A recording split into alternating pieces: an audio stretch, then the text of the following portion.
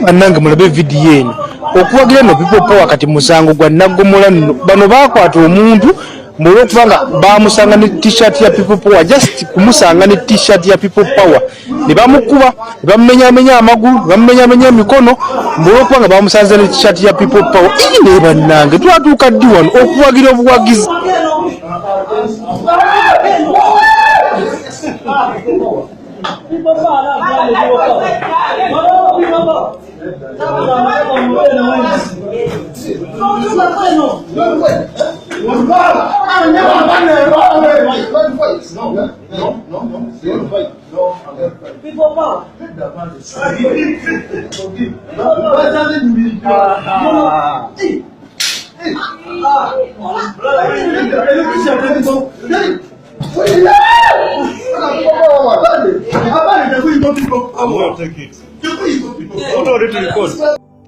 Yes, mawulire agakagwawo ng'ogyeko okubeera nti abasirikale abakwata mu bataano bonna nga bali ku muntu omu omusibe ali mu kaduukulu aliko n'empingo nga bakuba eky'okuttale olw'okubanga ontawagira NRM kati njagala otule owulire ebyama gye buwungeredde olunaku olwaleero ng'amawulire gamaze okubeera nga gafuluma gano nga gakakasizza era nga galaga nti ebitebe bya National Unity Platform okuli ekyemakerere Kavule okuli ekyekaamookya kino nga kyasangibwawo nga ne NUP tena bakubeera nga ebirawo okuli ebitebe ebirala ng'ekiri mu Eastern n'ekitebe ekirala ekiri mu side zeno embalala ampuliriza buli kitebe we kiri nga NUP yagulawo era nga erina endagaano ng'erina ekyapa waliwo amawulire agafulumye gano ng'amawulire gamaze okubeera nga gatandise okubeera nga gatambula gano nga galaga nti ebitebe bino bagenda kubimenya Katonda wange ebitebe bino byandimenyebwa ebitebe bino byandisendebwa lwaki ebitebe bino bizze bigenda okubeera nga biyingira mu mboozi eno ey'okubeera nga bisendebwa kati njagala otuule okwata omukono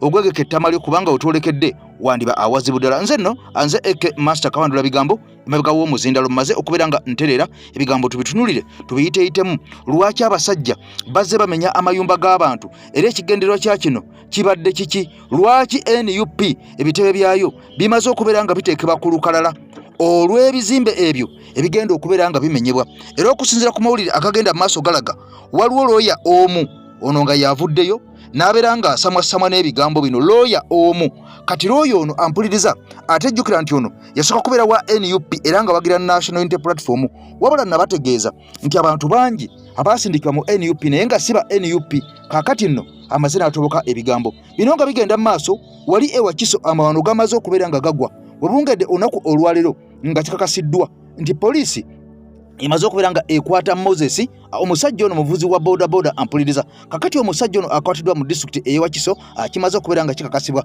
nti omusajja ono enkuba yabadde etonyerera olunaku olweggulo nga bola abatuddewo ku mukebe ogwa langi ono nga akutte akaana ak'emyaka 8 nga akaleze bwatyo n'akatega essimu nga kali ne kanne waako kati Moses ono kyakoze kwe kutandika okubeera nga atigatiga akaana kano n'okubeera nga akayisa emikono mu bisambi okubeera nga oba oliawo akatunuza mu mbuga eza sitaani okusinza ku mawulire galaga omusajja ono yabadde yeewandula amalusu mu ngalo ng'asumulula ne zipo era nga bugenda okubeera nga olaba mu katambi kakati nno poliisi erandisedde okubeera nga emunoonyeza bugenza okubeera nga bungera olunaku lwaliro nga kimaze okubeera nga kikakasibwa nti ono amaze okubeera nga akwatibwa anyonyole poliisi ensonga yamuleetedde okubeera nga emutanula okubeera nga ajjula ebitannajja n'okunyonyola lwaki omwana ng'ono myaka 8 omusajja ng'alina emyaka 39 asobola okubeera nga amulimbalimba n'okubeera nga oba oliawo mutigatiga okubeera nga amutunza mu mbuga eza sitaani kakati nno bino nga bigenda mu maaso abaana bangi bakolebwako ebigambo nga bino ebintu nga bino abaana baffe abantu be tubalekera abaana baffe we tubaleka kakati nno bino byonna birina okubeera nga bitunulwamu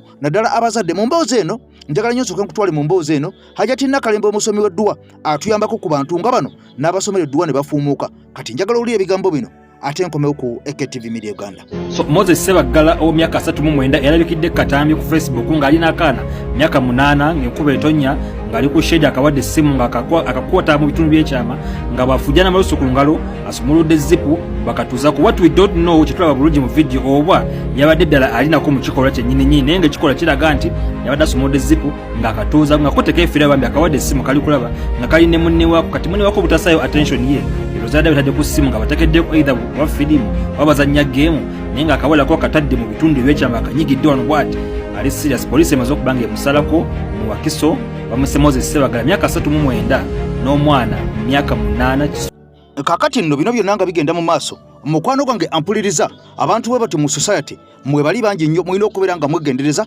naddala abazadde oba oliawo abalina abaana abawala okubeera nga mwebereramu. Kakati nno nakutegeeza nga tutandika nti ebizimbe naddala ebyo bya NUP kimaze okubeera nga kikakasibwa okusinziira ku bwino gwengenda okubeera nga nkuwa n'amawulire gengenda okubeera nga nkuwa nga wano waliwo olukwe olumaze okubeera nga lulukibwa ng'ebizimbe byaffe bino byandifundikira nga bimaze okubeera nga biteekebwamu biguleeda okubeera nga bimenyebwawo okusinziira ku bantu abatalina kisa abasamwasama n'ebigambo ab'emitima emibi bano batandise okubeera nga bavaayo ssekinnoomu okubeera nga balumiriza nti NUP eno bwe yayingira mu byobufuzi nebeera nga egazeetingibwa nga pate ebyobufuzi munda mu ggwanga Uganda ezeeweebwa ssente eza iPod.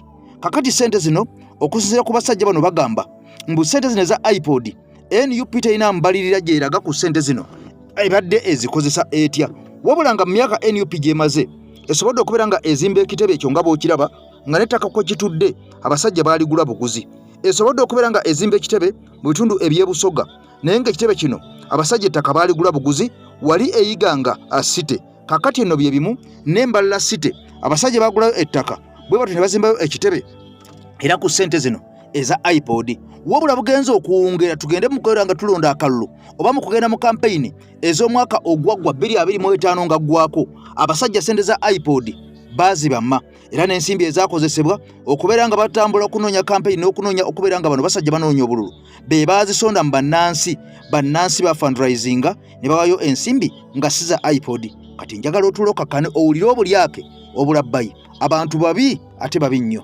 Tukutte ebizimbe by'ababbi abalyake ebizimbe 17 era n'ekimu ku bizimbe bye tuli mu kunoonyerezaako ekye18 ky'ekizimbe kya Nuupu wali Makerere Kavule. Tugenda kuyoola ekizimbe ekyo naye tukitunde ku nnyondo olw'okuba nti ssente z'omuwi w'omusolo ezibadde nga zigenda mu iPod bano abayaaye babadde nga bazikozesa byabwe kuzimba bizimbe bwabye kukola ki ssente ezo tebasobola kuzinnyonnyolera. N'olwekyo ekizimbe kya Nuupu ekya Makerere Kavule kigenda kalisoliso wa gavumenti agenda kukitwala okulaba nti anunula ssente z'omuwi w'omusolo bano abayaaye ze beegabanyiza nga ziva mu iPod naye nga tebalina kye bakola tebalina gundi accountability yonna gye baali awe olulunkana olinga kaluli ngirwanira ebinyama tebiraga nsasanya ya ssente ze badde bafuna mu iPod kubanga lwaki twagala okubajjako ekizimbe ekyo n'ebintu byonna tugenda kukitwala nkugambye kalisoliso wa gavumenti yakawamba ebizimbe 17 ebyabalyake ababba ssente z'omuwi w'omusolo. Nuupu bwe yayingira mu palamenti kyali kigikatakatako obutereevu okwenyigira mu iPod okuteeseza bannayuganda nemala emyaka 4 tebaddemu yagaana okujja okuteesa ebadde ekimabu kimi ssente naye nga tetuula mu summit oba mu nkiiko za iPod. N'olwekyo ssente ezo zebadde ekima tulina kuwamba bizimbe ebyo ekyamakerere Kavule n'obuzimbe bwonna obuliwo ne kali akeekamwokya bonna tubuwambe tubutunde ssente za gavumenti zikomewo mu ggwanika ly'eggwanga kuba bano abayaaye babadde ssente bazikolamu byabwe kuzimba bizimbe kugenda bweru kukyakala kudda mu bakazi byebyo bye babadde bakola so tewali kintu kye bakola kye basobola kuwaka accountability nti ssente za iPod.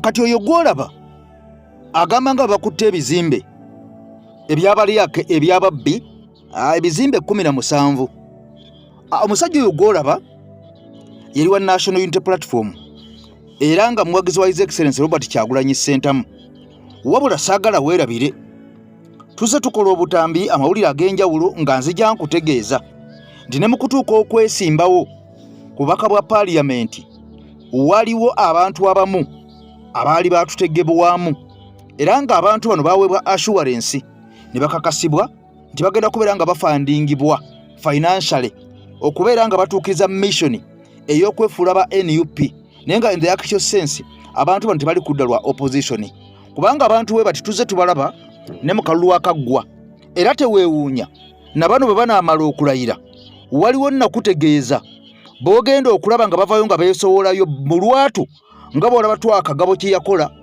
nga bw'olaba Jimmy Lwanga kye yakola owanjeru municipality nga bw'olaba Mbwate Kamwe kye yakola ow'Entebe nga bw'olaba omukyala amanyikiddwa nga Nakakande ow'e Masaka kye yakola aba Bedi Bwanika. Kakati nno njagala otulawulirize.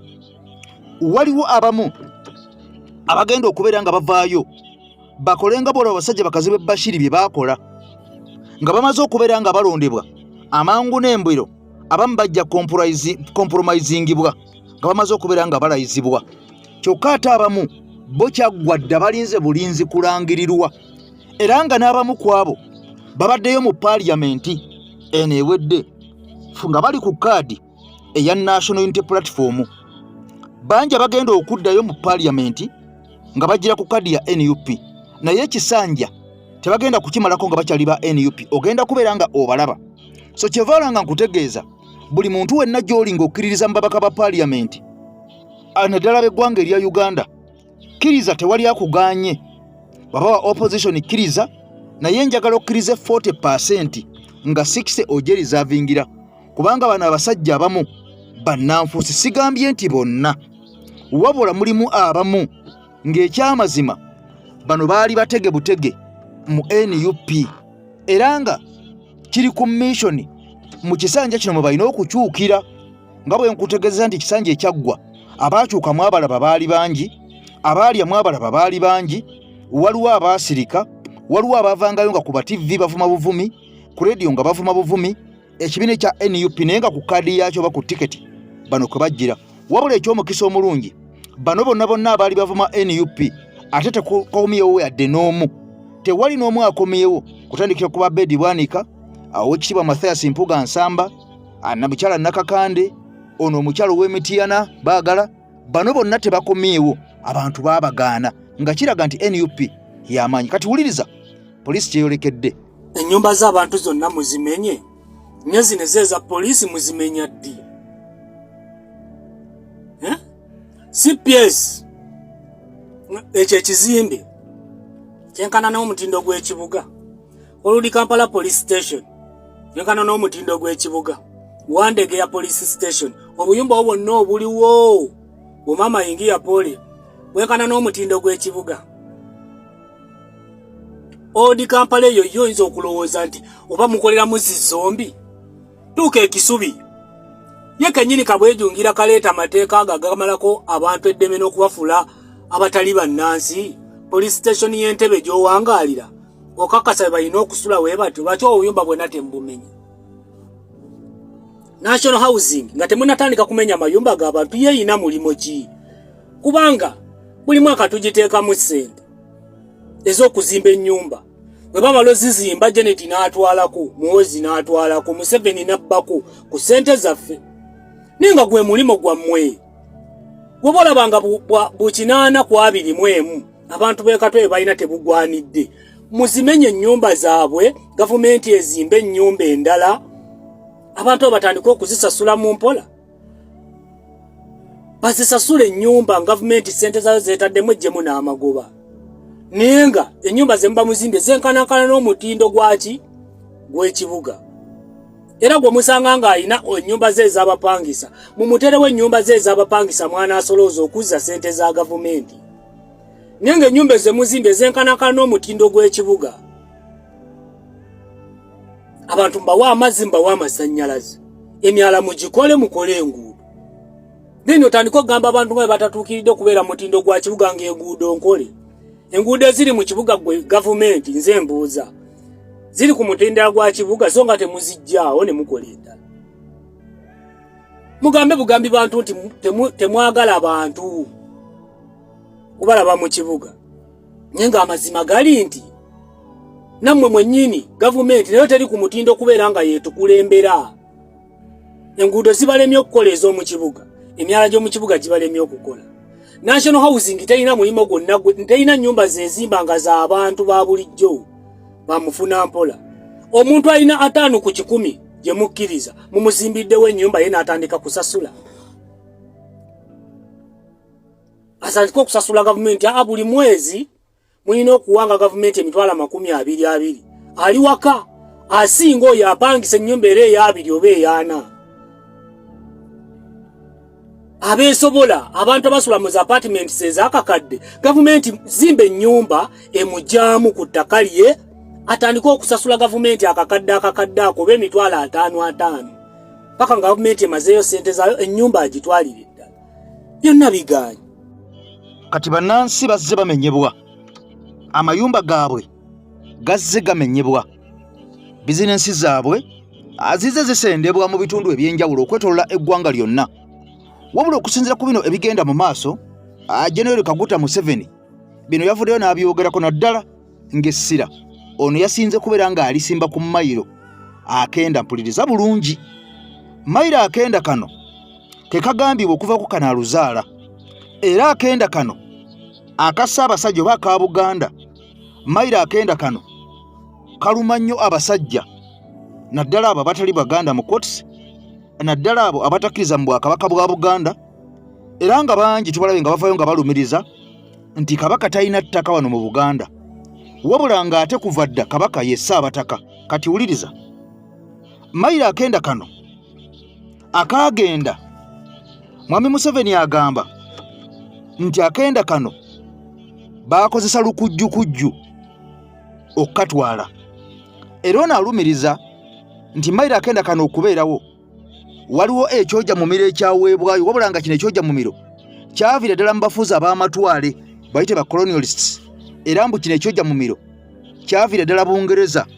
Jjukira nti Britain yakolonizing eggwanga erya Uganda. Kati Museveni alumiriza anti ettaka lino lyaweebwayo naye nga okuliwaayo waliwo okugulirira, era bano babagulirira mu ngeri y'ettaka, bo baweebwe ettaka ate baweeyo ettaka. Byonna Mwami Museveni yayogera ebigambo bino. Twalabako minisita wa Mwami Museveni amanyikiddwa nga Mwami Mayanja, ono yavaayo n'alumba Ssaabasajja Kabaka n'ategeeza nti Kabaka talina ttaka, era ono yavaayo n'akakasa nti buli muntu yenna alina ekyapa nga kyamuweebwa Mengo oba Buganda Land Board, n'ategeeza nti ne Buganda Land Board eriwo mu bumenyi bw'amateeka. Bino byonna bigenda mu maaso oluvannyuma lw'okubeera nga bannansi batandise okubeera nga basattira n'okulaajana, kubanga abantu bangi bagobeddwa mu bifo ebyenjawulo nga bagamba nti tewakkirizibwawo muntu n'omu kubeera nga abeerawo oba nga akolerawo. Wabula wayita ennaku bbiri ne tusanga ng'abantu we baagobwa ate waliwo abaliwo, n'abaagoba ku luguudo luno olugenda e Hoima Road baali bangi nnyo, wabula ng'ate petrol station ezimu abantu we baagobwa zo baazitaliza era zaasigalawo, naye nga zino zitudde ku ttaka ddene n'okusinga abantu ba bulijjo oba oli abalina ng'obuyumba busse kinnoomu we baalinga batuula. Kakati nno wano okulya n'okomba essowaani ate weekweyolekedde. Muganda wange akyali ebunaayira oba ali munda mu ggwanga Uganda ng'obadde ogula poloti 3-2 simanyi 25 ku 3 15 ku 4 tabwe ekujjidde, wabula ate nga naawe agule ekinene 5 ku 10 ekkirizibwa mu mateeka okubeera nga efuna ekyapa, naawe teweeyibaala, kubanga bano abasajja bakulaga nti naawe yazimba ku 5 ku 10 bw'onoosangibwa nga pulaani togiyina ennyumba egenda kumenyebwa. Wadde omwogezi w'ekitongole kino eky'okuzimba yavuddeyo n'ategeeza nti mugende mufune zi license tebajja kubamenya, naye era kitegeeza nti essente zo ojja sooka ziwayo. Kati wulira ku nsonga y'ebyapa. Now remember also, you people, Idi Amin had abolished Mayiro by decree. They had abolished it. I'm one of the people who thought it was because Mayiro eyo bwali bubbi jebeta Mayiro bubbi, abazungu bekobana n'ababbi baffe wano ba Apollo Kagwa n'abo abatuye abali mu Mwanga Olukwe ne bakola n'abazungu ne babaweereza ebituga kigambo kya Luganda emituba ebituga bribe, yes, enguzi ne baweereza enguzi ya milioni ya Mayiro 8 buli yatulya mu Olukwe siku ya Mayiro 8 ke kanana kowulira kubanga abo abatulya mu Olukwe bali 10 Apollo Kagwa Simanyani bali 10 buli omu square mile 8 okuli abantu kulwaki kubanga bali muka Kabaka Mwango olukwe kati yali 19 ne batandika okutulugunya abantu okubajja kose obusuro buyitiridde okubagoba ku bibanja kati 1992 ejo history mujimanyi barugambo mujimanyi history eyo tugisomyeko sebo mukisomyeko kale kanjibadize njiddemu kati 1992 abakopi nibediima batakabu nibediima tukoye oba tufe kati abo muzungu nateekawo akakiiko akokubuuliriza yakateekawo 1924 akakiiko ne kanjula nekagamba nti kekaleeta bino byembagamba principles zino ebbiri ne kanjula 1927 omuzungu najjamu kyeyita ekiragiro decree okulagira decree 1928 gye baatuma Busuru and Mvujolo of 1928 yalimu ensonga zino ebbiri ow'ekibanja tagobebwa ate Obusuru buliko ekikomo kati gavana bwe yasalawo bw'atyo bali abafuna ebyokubba ebyobwereere ne balaba tebakyalina kye bajja mu mataka tebakyafuna renti ne batandika okutunda so that's why ffe bwe twajja saakiriziganya ne Idi Amin kubanga Amin yagamba nti mayiro njijjeewo naye ffe bali bamanye history eyo yonna nitugamba yes bali abasooka bafuna ebyobwereere singa abo bebadde bakyalimu nze nandibagoberera ddala bonna abasooka okufuna ebyokubba naye bano abajja oluvannyuma baagula from 1928 batandika okugula so that's why I am not the one who said no abantu abo si kirungi baviiremu awo let's provide that owekibanja afune protection no eviction no rent eyitiridde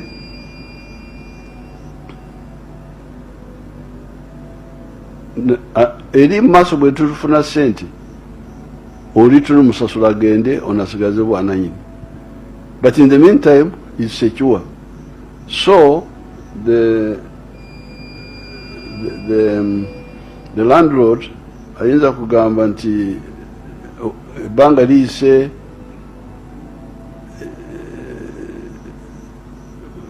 but we can the economy now is growing with our oil now. I think we shall reach a stage where we can plan a big amount of money. Maybe Navakoba can give us, you can come in here, how much money would we need to pay for these landlords so that our Banja people remain with the titles? How much money?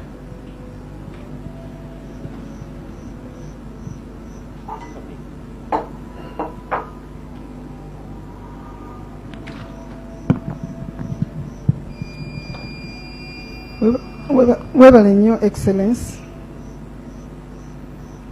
n'abatulaba njagala okusooka okwebaza okunnyonnyola ensonga y'ebibanja n'ettaka byonnyonnyodde byebyo ddala obuyinza bwogwo bw'ekibanja buliwo mu biragiro obuyinza tebuliiwo yes tebuliiwo era ne mu October naddamu n'empisa administrative instructions to all district security committees okulaba nga tewaliwo muntu agobwa kubanga etteeka Land Act ne Constitution biri clear ow'ekibanja n'ettaka. Naye abanakyalo babakanga bukanzi buno bwa peasantsi batugula bagenda kutugula. Otherwise there's no law.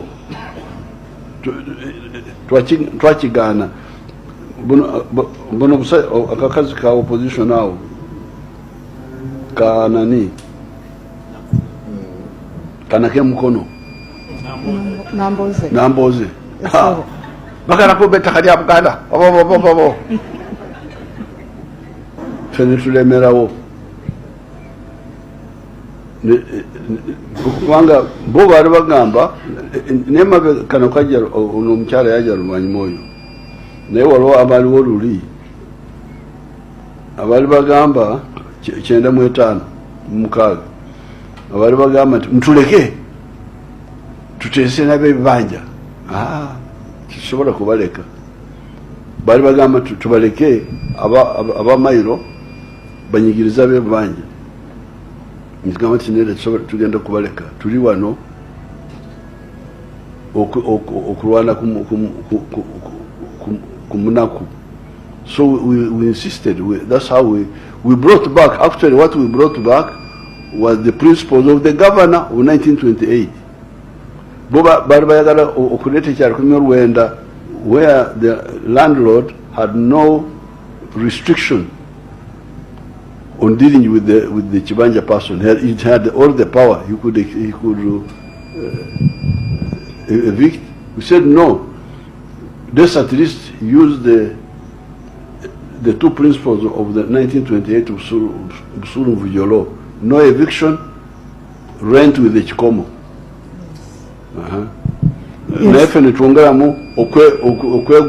When we have the money.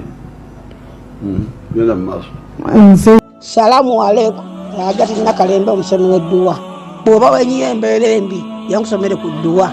Abali ebweru mirimu giganye papula zesibye kino kyekyoto kwensabira omukisa kobe ng'odiriddawa waliwe kusabira n'ofuna emikisa kyobola bangabirira ebinyonyi ebitalina kyakulya naawe atalina mulimu jankusomere ku dduwa ofuna omukisa eno ennyanja kwesula buli kimu ekisira ne kiba kikujjudde nekikasuka mu nnyanja nekikunta nekigenda nze Agati Nakalembe kambawo ennamba yange yeeno 0525375 temuddeeyo nemwebakira ebizibu mukoye ku nnamba yange eno.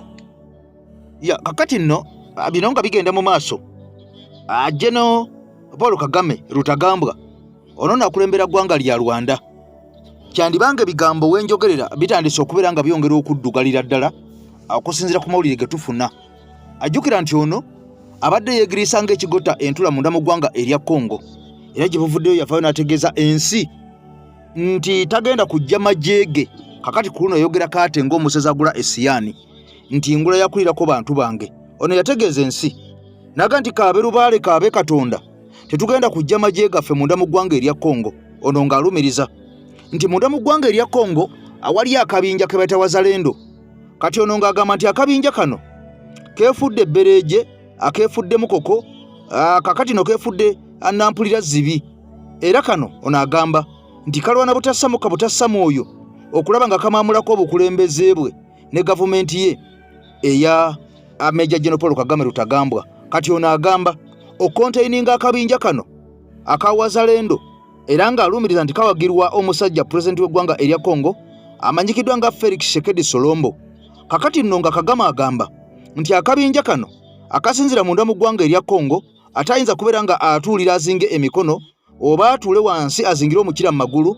Kakati nno olwo akalabe nga kakuba abasirikale be nga kawamba ebyalo nga kesolosa munda mu ggwanga erya Congo ayimini munda mu ggwanga erya Rwanda nga ye azinze emikono atunula butunuzi. Kati ono agamba yasalawo n'ateeka defense munda mu ggwanga erya Congo kubanga eggwanga lino lye lirera akabinja kano akava ne katandika okubeera nga kayekera gavumenti ye. Kakati nno ng'ono alumiriza nti akabinja kano akamala dde okwegatibako n'omusajja ono nga ye mutabani w'omusajja amanyikiddwa nga Habyarimana eyafiira mu nnyonyi eyali eva munda mu ggwanga erya Tanzania ng'eyolekedde munda mu ggwanga erya Rwanda bwe baali bava mu meeting emu ey'okuteesa ku butya bwebagenda okuddira gavumenti y'Abawutu n'ey'Abatuusi okubeera nga zikoleganira wamu abantu bano babire nga bonna mu gavumenti bakola kintabuli nga tewaliwo okusosola nti ono Muwutu ono Mutuusi. Kakati no ennyonyi y'omusajja oyo Habyarimana yakuba ekizuka era nga abantu basinga balumiriza nti ennyonyi eno mu kukubwa mwalimu omukono gwa Major General Paul Kagame Lutagambwa mu kusula ennyonyi eno. Kakati nno ono wadde yabyegaana bino byonna naye abantu basigala bamulumiriza nti lwaki embwayo lweridde lwenyendiga yange lwebuze ate embwayo lwefuluma ebyoya. Kakati nno ono alumiriza naga nti okuva olwo mutabani w'omusajja ono gwe yafiira mu nnyonyi afuuse kagumba weegoge era ng'ono alumiriza nti awagira gavumenti y'eggwanga erya Congo okulaba ng'ayeekera gavumenti y'eggwanga erya Rwanda ekulembera Major General Paul Kagame Lutagambwa. Kakati ono kwe kusalawo n'akwata amagye mbu n'agasindika munda mu ggwanga erya Congo gakole defense gakole nga kiremya okakole ng'omuziziko okulaba nga akabinja kano akaabayeekera abawazalendo abaagala okujja ku gavumenti ye mbu nga gakalemesa. Kakati nno bino n'ebirala bingi anjaga tugatte ku muganda wange asobole okubeera ng'akwongereyo mu mboozi eno ey'e Rwanda. Emboozi eno Kagame yani muzali ebitukula ate maka byazalira ku nsiko. Yes, I'm Mr. Lukwago Swali. Okay, a revolution is anchored on public discontent. You understand? All along, we've been looking for something that can create discontent within the public. Basing on what is happening in Uganda right now,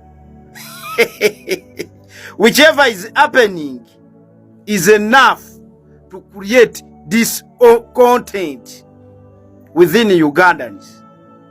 I'm watching videos of NRM subscribers, supporters, diehards, expressing their dissatisfaction of how the junta regime is destroying their businesses.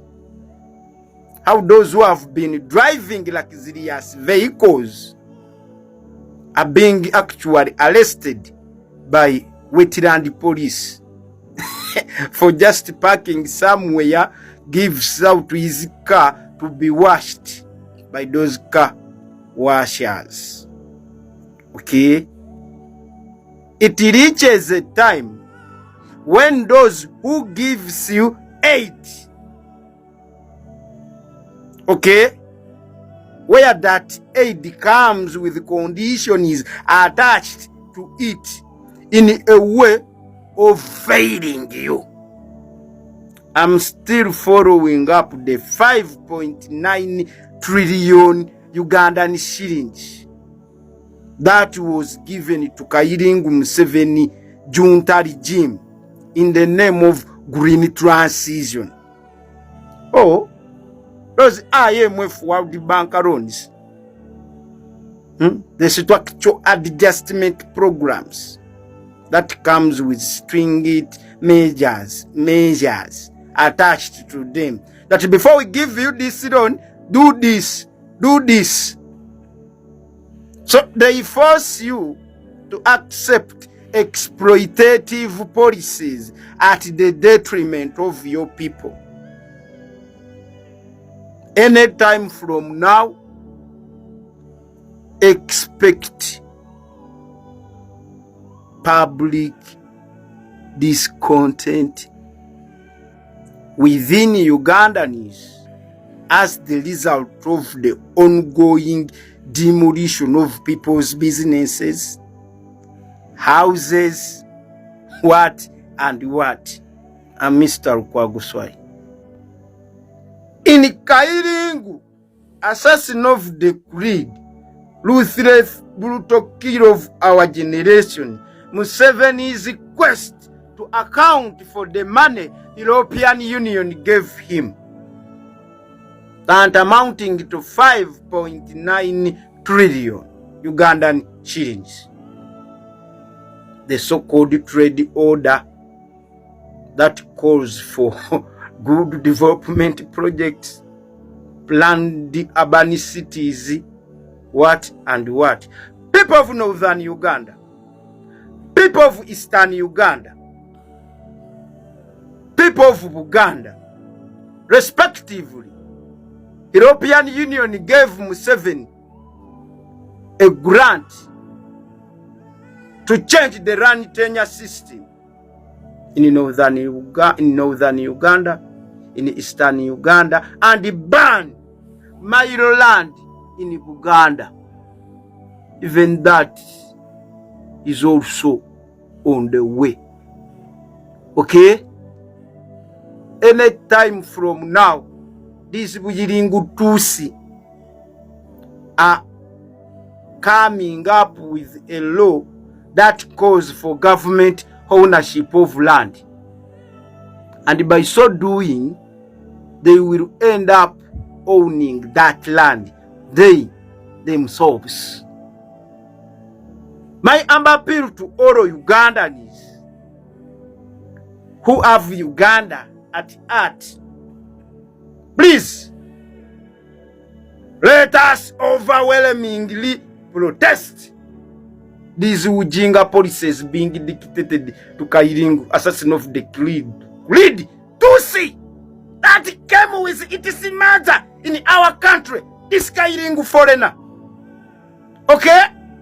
This Kairingu was misled by UK and the Americans that they would help it to sustain an occupation within Uganda, Rwanda, Burundi, and Democratic Republic of Congo. I'm so pretty happy that within Democratic Republic of Congo, Uganda, Rwanda, and Burundi, it is facing a backlash simply because the Buyiringu are so dense. Okay? When those Europeans actually gave this Buyiringu power, the Buyiringu, in their quest actually to maintain power, they resorted to killing indigenous Ugandans, Rwandans, Burundians, and the Congolese. Now we are saying enough is enough. It's the reason as to why Congolese are saying Buyiringu, go back. It's the reason as to why I'm saying the Buyiringu who are killing Ugandans must go back. That Kairingu Kagame, it killed a lot of Ugandans. You know, back its days in Ruwero jungles. You need to find out why that Kairingu was nicknamed the Pilato. We need to delve deep into the atrocities that Kairingu, Kagame, Mugisha Muntu, Heri Kayanja, and Ivogere committed while at Basima House. Has heads of the Directorate of Military Intelligence there at Basima House. Okay? So these Buyiringu had resorted actually to using terror acts as means of consolidating themselves within power. That explains the so-called infamous Mukura massacre. Chibwetere, Alice Lakwena, exaggerated Koni War, Lord Resistance Army, okay? Ujinga, Kasese massacres, Gaba killings. Those are the Buyiringu tactics. The tactics, the rebel tactics Otafire talked about. Okay? If you recall pretty very well. So if you are interested in stopping of all of these Ujinga killings, the women murders, way back in 2017, Wairo Kairingu, Kare Kaihura, and Tumukunde were fighting one another. Taxi Park 1990 bombing. Has Kairingu Tumukunde talk to Museveni hini adi huentiri funding their different security dogs. So in their quest to task the Kairingu to adequately fund them, they had to plant bombs in taxi banks back in the 1990s. The ADF Ujinga, the M23 Tutsi militia group from CNDP, it metamorphosed into M23, a Tutsi militia. They have been using it to terrorize the Great Lakes region. If you recall very well, that Kairingu Gashumba talked about of how they will come up with M23 if Uganda happens not to recognize their rights. You have no rights in Uganda. You can enjoy freedom, but when it comes to your rights are within Rwanda, not Uganda. Not Uganda. You can't force us to recognize your rights when you are involved in political subversive activities. Happen to have citizenship within United Kingdom. You a Ugandan. Then involved in political subversion, that citizenship status can be revoked, then you are deported to your place of origin. So you will tus. Okay? By the mere fact that you've refused to coexist with us, then you go back where you came from. Okay? Go back where you came from. Because you've failed to understand that we sheltered you. We welcomed you back at those days you were killing one another, straight from the days of the 1959 Rwandan Revolution and even that 1994 Rwandan genocide. That was masterminded by Museveni and his henchmen in their quest actually to what? To cement the two occupation facilitated by Israel, United States of America and United Kingdom that have failed today.